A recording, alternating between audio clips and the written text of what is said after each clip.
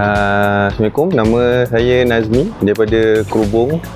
So dengan adanya Budi 95 ni sedikit sebanyak dapat membantu lah dari segi pengisian minyak seharian, dan yang lebih penting dapat menangani ketirisan kepada warga asing isi minyak yang disubsidi oleh kerajaan.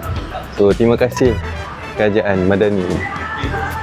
Okey, pada malam ni saya antara orang yang terawal mengisi minyak Budi 95 dan alhamdulillah syukur 300 liter cukup untuk saya setiap bulan.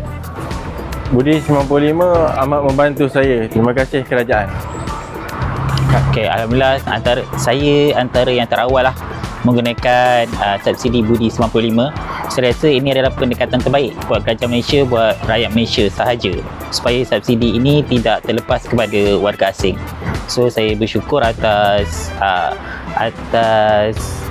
prihatin kerajaan Malaysia buat rakyat Malaysia, dan mekanisme yang digunakan amat terbaiklah buat kita semua. Terima kasih. Pastikan anda ada lesen, baru anda layak untuk Budi 95. Terima kasih PMX.